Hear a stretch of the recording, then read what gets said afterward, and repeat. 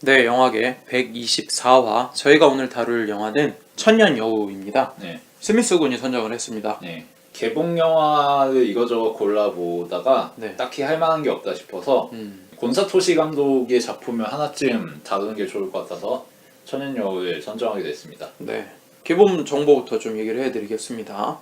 제목은 천년여우고요. 배급은 클록웍스, 제작엔 매드하우스.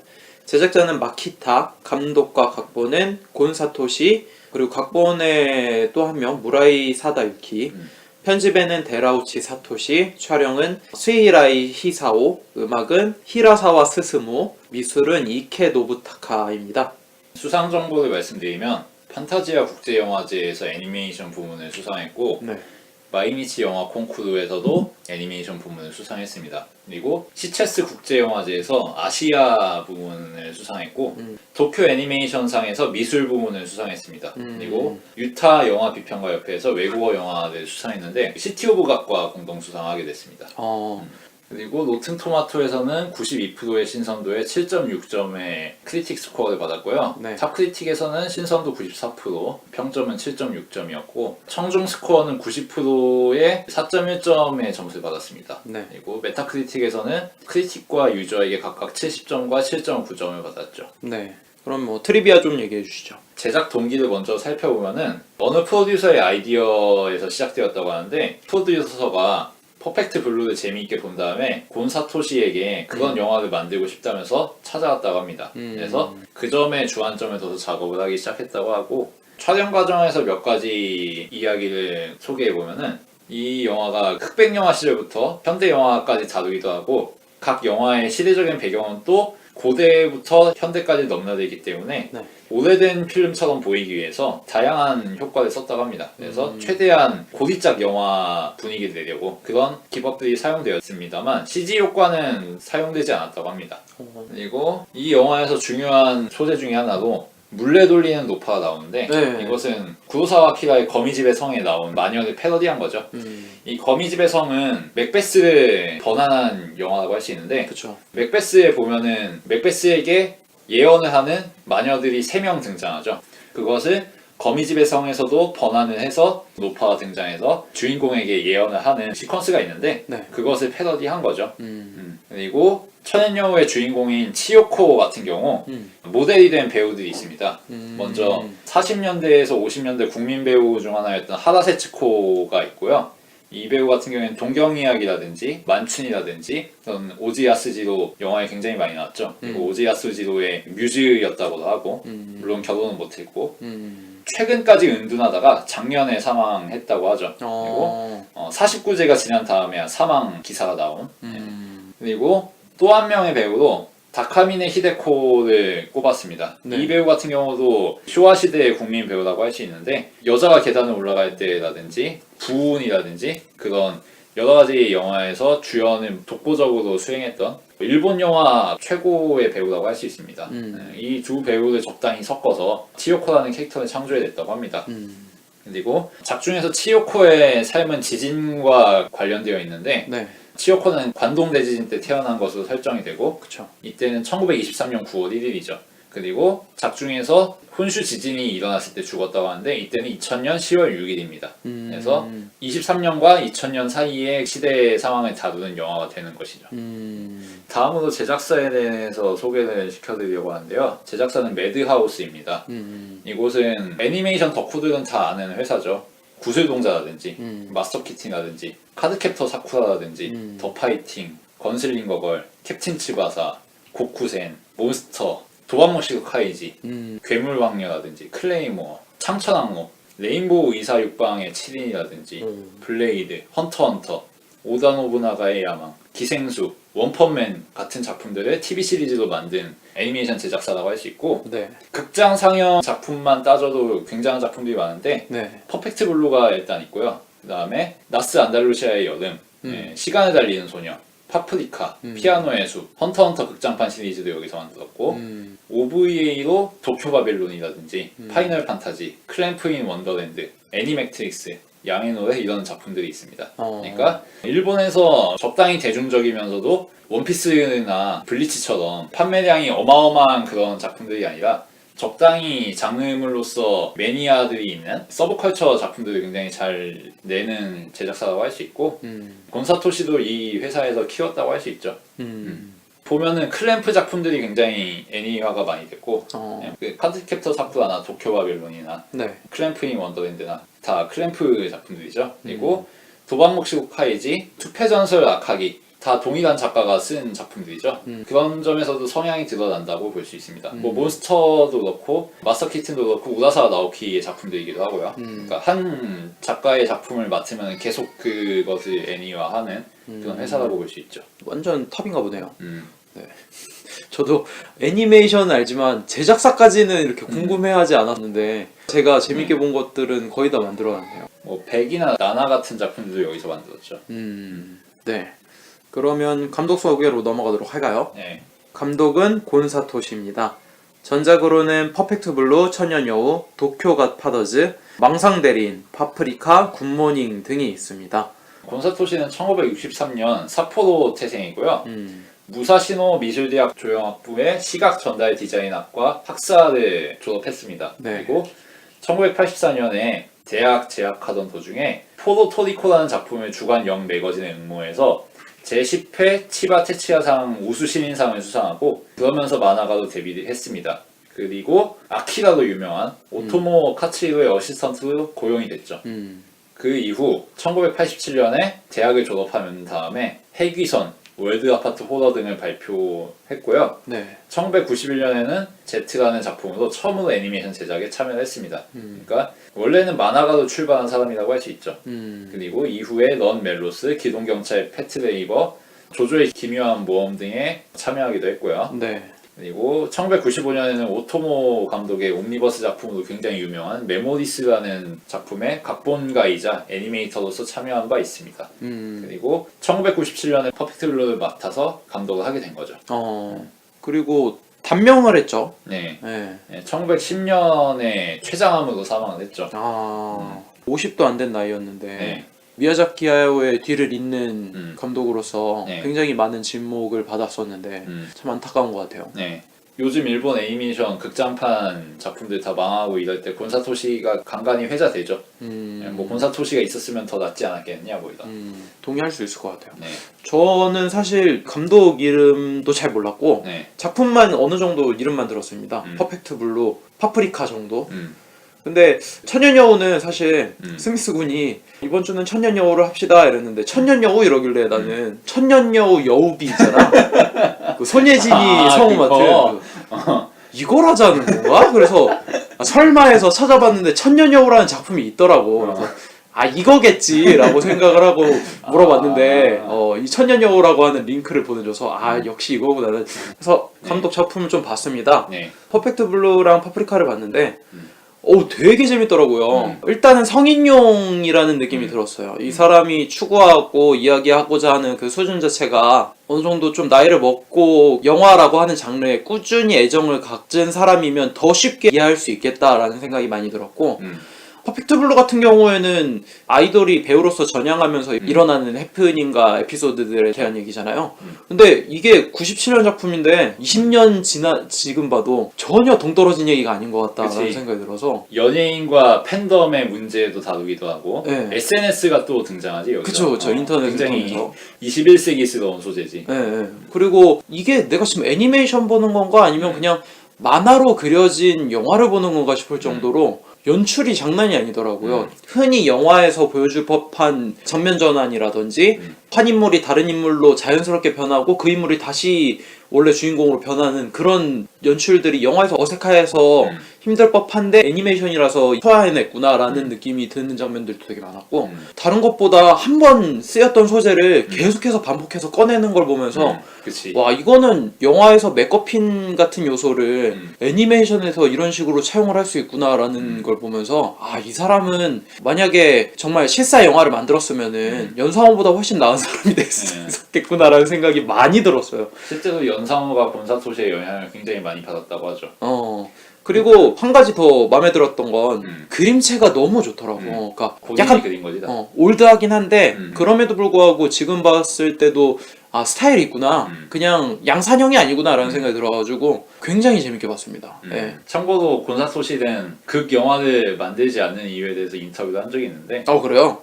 자신은 그림을 그리지 않으면 이미지를 떠올릴 수가 없기 때문에 애니메이션을 만드는 거라고. 일본인이 일본어로 생각할 수밖에 없는 것처럼 나는 그림을 그리면서 이미지를 떠올리는 사람이기 때문에 실사 영화를 만들 수가 없다고. 사람들이 내 그림이 사실적이라고 말하지만 그림은 아무리 실제하고 비슷하다고 해도 그리는 사람의 의도가 반영될 수밖에 없는 반면에 카메라는 셔터를 누르는 순간 사물을 고정시켜 버린다고, 객관적으로.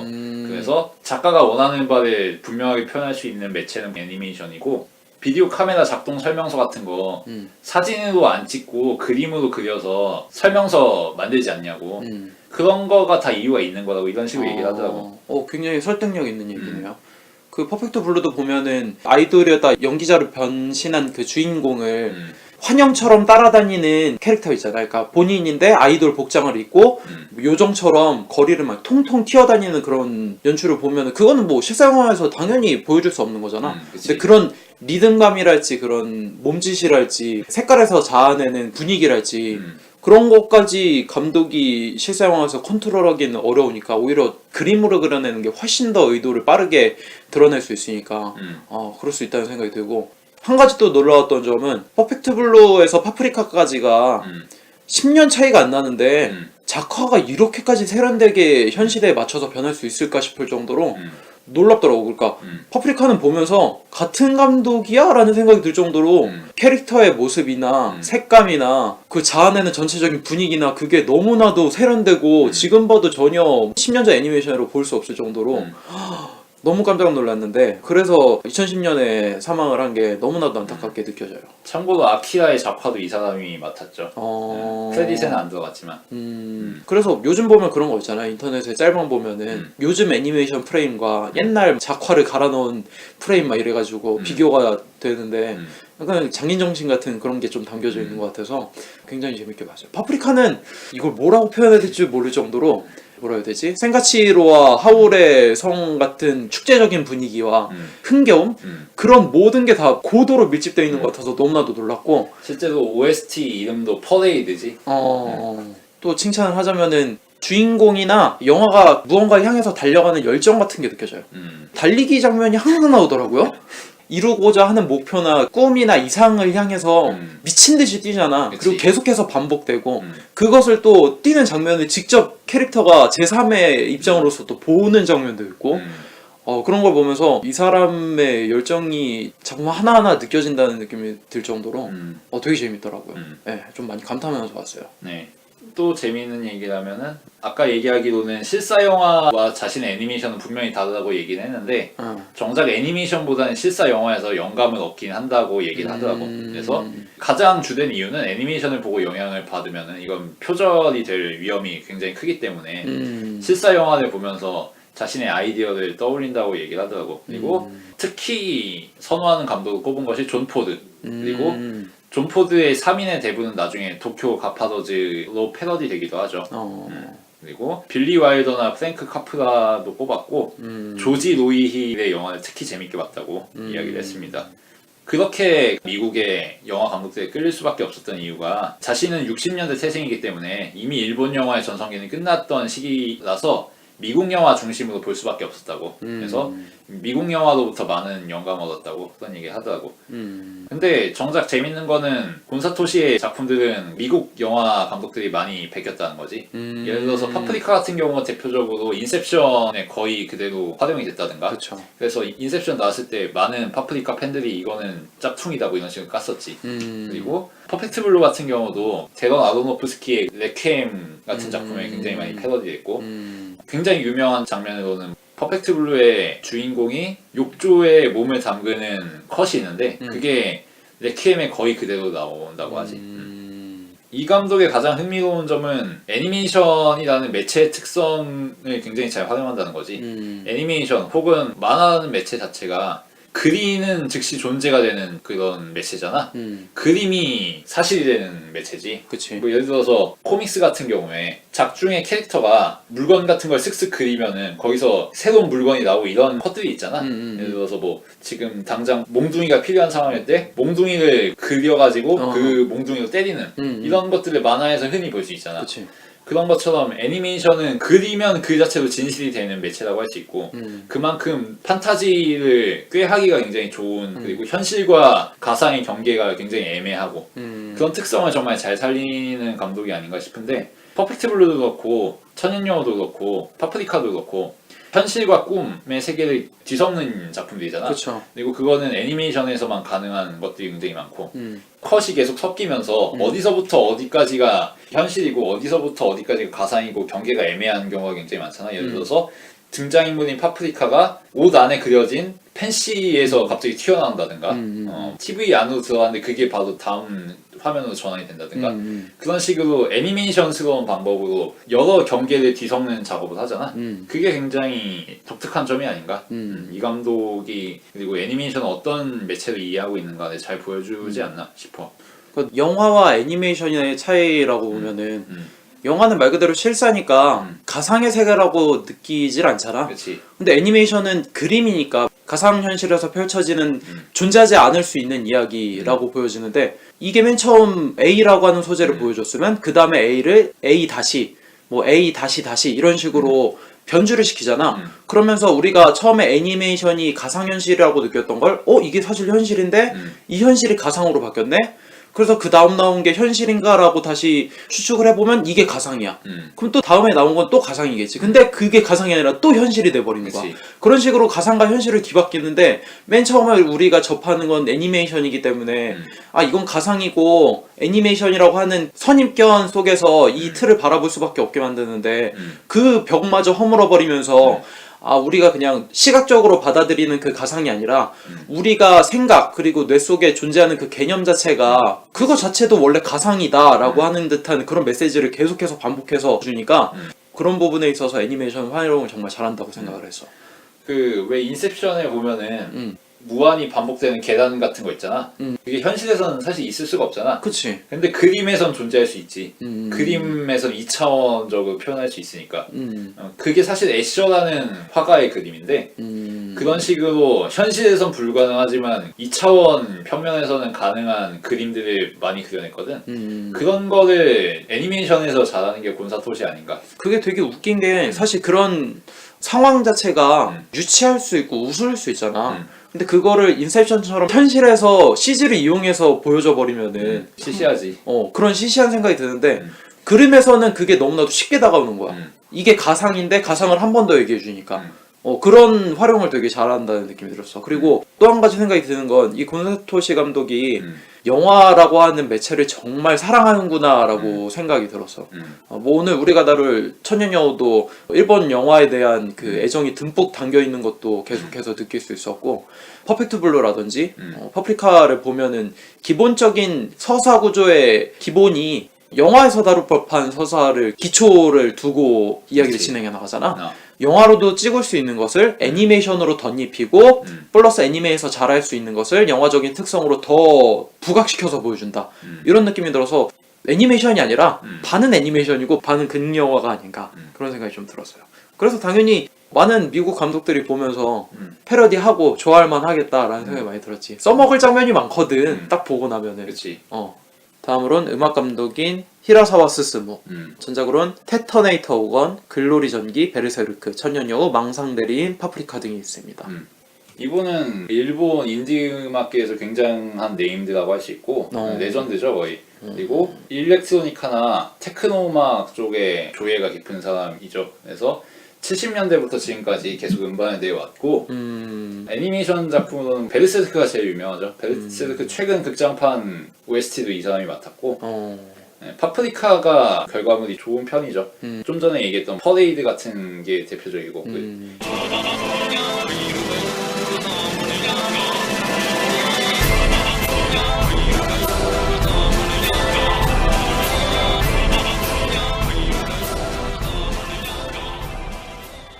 오프닝에서 들려오는 BGM도 인상적이잖아.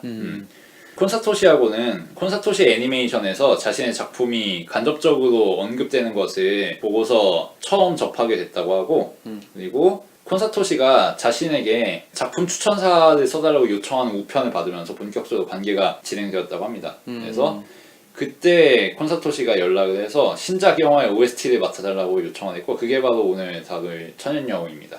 특별히 콘사토시가 상세한 작업을 요구하진 않았다고 합니다. 그냥 메인 주제가만 만들어달라고 했고 히라사와 스스무의 대표작인 심시티의 수도곡 로투스 같은 분위기의 곡이면 충분하다. 뭐 이 정도로만 간단하게 주문했다고 해요. 그래서 자신이 편한 대로 작곡을 했다고. 저는 그 이번에 파프리카 보면서 재밌는 걸 좀 겪었는데 꿈에서 퍼레이드를 하잖아요. 뭐 각종 산물들과 엄청나게 커다란 인형들이 한 군중처럼 모여서 사막부터 쿵짝짝 쿵짝짝 도시로 오면서 막 퍼레이드를 벌이잖아요. 그때 장면을 보면서 약간 의아한 거야. 미친 것 같은 느낌이 들었어. 그러니까 삐에로가 스산하게 웃는 듯한 분위기잖아. 미치광이 삐에로 같은. 그치. 이 퍼레이드도 모든 사람의 꿈을 담은 미치광이 행렬 행진인 거잖아. 근데 이게 1배속으로 쭉 보고 있었는데 이게 1배속 갖고는 기분이 안 나. 그래서 내가 배속을 2배로 늘렸거든. 음악이 겁나 신난 거야. 그래서 좀 많이 놀랐어요. 그러니까 되게 음악은 2배속으로 두면은 작곡가의 본인 의도랑 다르게 굉장히 뭉개지거든? 근데 경박해지고 근데 2배속으로 하니까 이 미친 기운이 한 2배가 돼가지고 배트맨 포에버의 조커였으면은 2배속을 하는 순간 그냥 다크나이트의 조커처럼 완전 미친 음악이 되면서 행렬들이 난리가 난 거야. 그래서 약한 것처럼 기분이 너무 좋아져가지고 신기한 경험을 했어요. 음악 정말 좋더라고요. 뉴웨이브 음악에 가깝지. 그리고 사이키델릭하게 느낌도 좀 있고 중간에 섞여져 있는 군중들의 소리도 굉장히 적절하고 1배속일 때 들리지 않던 멜로디가 있었는데 2배속 하니까 들리더라? 쿵짝쿵짝 하면서 박자만 타악기처럼 진행되는 음악처럼 들렸는데 2배속을 하니까 뭔가 주요 선율이 들리고 멜로디가 있더라고. 그래서 나중에 한번 들어보세요. 네, 정말 재밌었습니다. 그럼 1부는 이 정도로 소개를 마치도록 하고 2부에선 본격적인 이야기를 해보도록 하겠습니다.